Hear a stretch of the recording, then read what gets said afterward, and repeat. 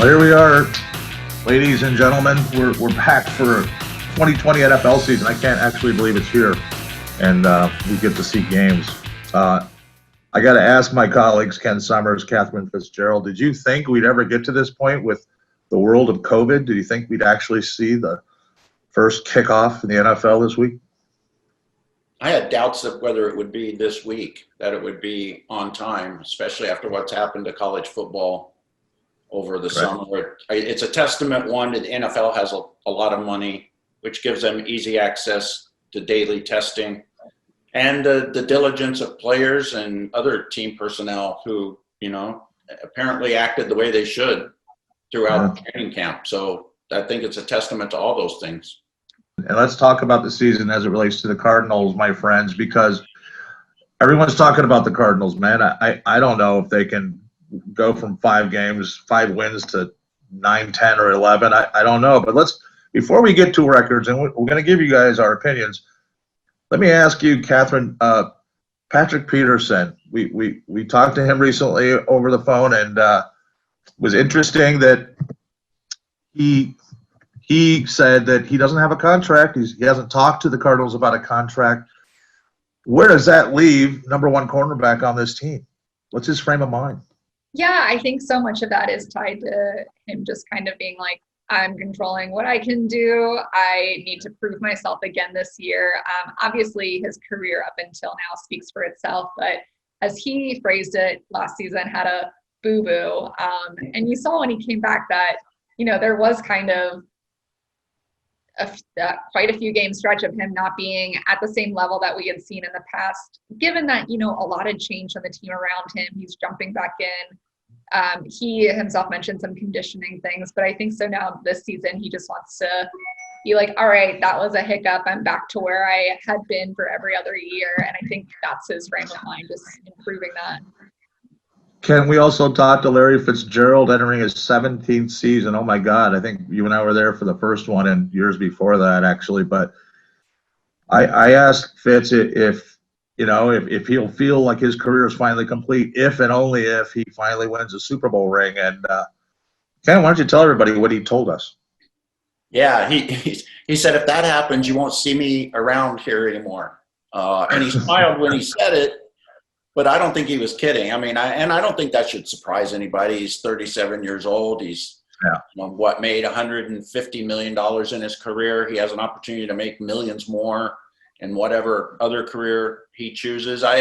He's playing for $11 million this year, but I also, think it really bugs him that he's been to only one Super Bowl and lost it, and that this team hasn't been to the playoffs, period, the last 4 seasons.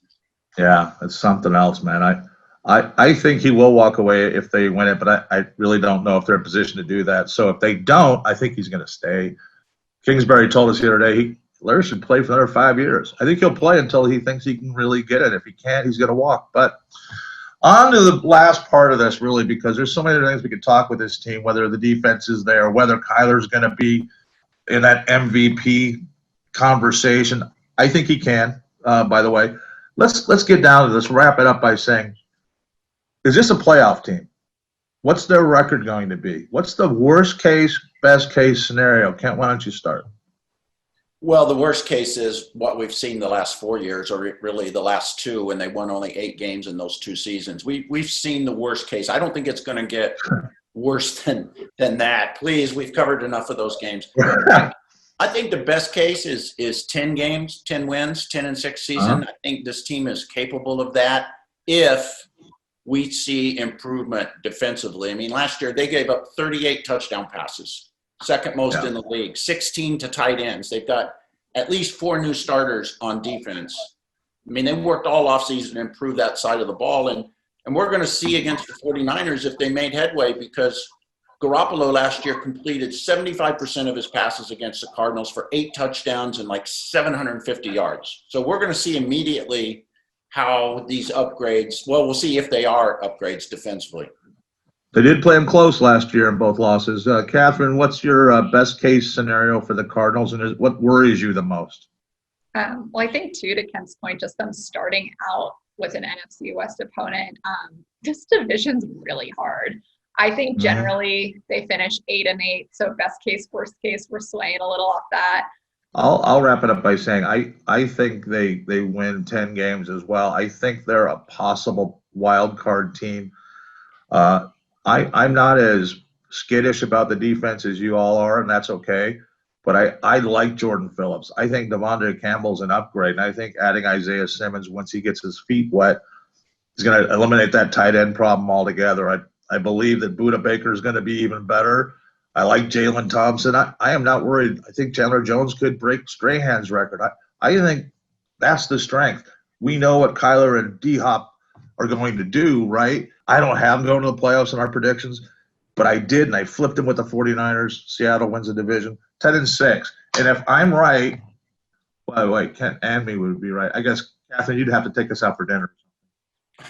Well, McDonald's it is, gentlemen. You can expense Right. it. You can expense it. You have my permission. Yeah, we're not really going anywhere. So, all right, that's it. Happy football season, everybody. Looking forward to seeing you maybe in the stadium near you.